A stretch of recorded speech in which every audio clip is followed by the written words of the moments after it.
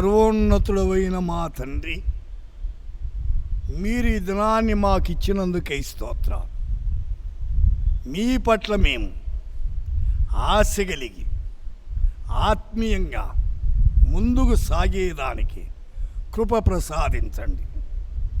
ఈ దినము వాగ్దానం యోబు గ్రంథం 5వ అధ్యాయం 9వ వచనం.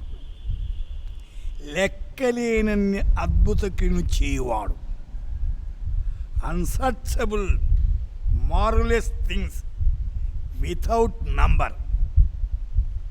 ఇతనే ఆశ్చర్య కర్త హై జో గినే నహీ జాతే. అద్భుతాలు చేసే దేవుడు యేసయ్య ఈ భూలోకం అడుగడుగున అద్భుతాలే. ప్రపంచములో యేసు మాదిరి అద్భుతాలు చేసిన వాడు ఒక్కరు లేడు. ఆయన పేరే అద్భుతకరుడు, ఆశ్చర్యకరుడు. నీ కుటుంబములో, నీ పిల్లల జీవితాల్లో, నీ ఉద్యోగాల్లో ఎన్ని అద్భుతాలు చేశాడు ఒక్కసారి ఆలోచించండి. ఆయన చేసిన అద్భుతాలకు మీరు కృతజ్ఞత కలిగి జీవించుట ఎంతో అవసరం. కీర్తన 48:5లో వారు దాన్ని చూచిన వెంటనే ఆశ్చర్యపడిరి, భ్రమపడి త్వరగా వెళ్ళిపోయిరి. అయితే వెంటనే ఆశ్చర్యపడ్డారు.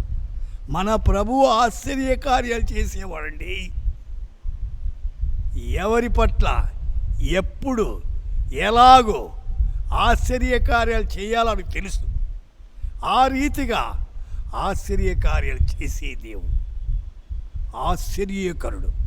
పేతురు రాసిన మొదటి పత్రిక 2వ అధ్యాయం 9వ వచనములు చూస్తే, మీరు చీకటిలో నుండి ఆశ్చర్యకరమైన తన వెలుగులోనికి మిమ్మును పిలిచిన వాని గుణాతిశయము ప్రచురము చేయ నిమిత్తం.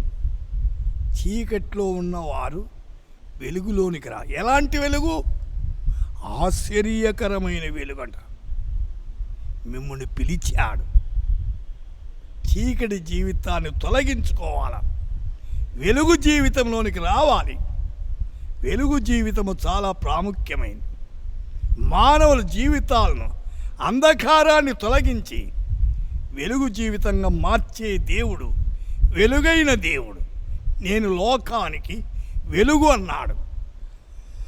సోదరి సోదరుడా, ఆ వెలుగైన యేసును నీ విశ్వసించి ఆయన బిడగా తీర్చబడి ఆయన రాజ్యానికి అర్హులు కండి. ప్రార్థన చేద్దాం. ప్రభువా, చీకట్లో ఉన్నవారిని వెలుగులోనికి నడిపించండి.